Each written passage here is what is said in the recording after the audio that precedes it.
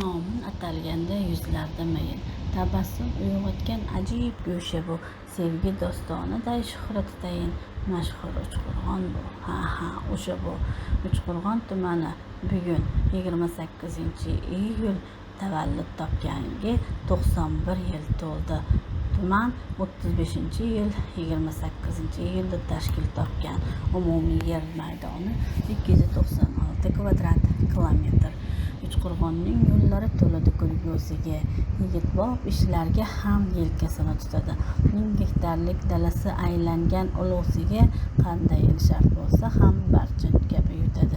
Yozuvchilar uyushmasi a'zosi Dilbar Haydarovaning ushbu she'ri bilan biz tumanda 1000 ga yaqin ayollarni ish bilan ta'minlab, yuzlab gektar maydon yerlarni gullatgan va qolaversa, yoshlar ta'limi uchun juda katta kompleks inshootlar qurdirayotgan Gulxumor Tog'ayevani e'tirof etsak mubolag'a bo'lmaydi.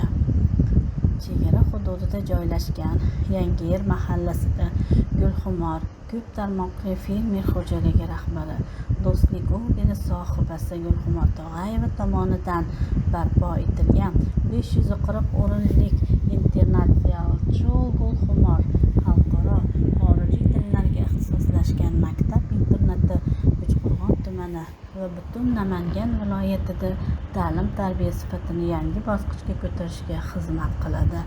Kelajak avlodni xalqaro talablarga mos mutaxassislar qilib tarbiyalashda o'z hissasini qo'shib kelmoqda. Omad! Uchqo'rg'on qizi, asli tongning qunduzi, qahramonlik yarashgan qishloqning qizi asl. Ko'ksingizga qo'nsin ey qahramonlik yulduzi, uchrashganda bir guling daryodek shovullasin. Yangilanayotgan, taraqqiy etib borayotgan tumanimiz bundan-da rivojlanaversin.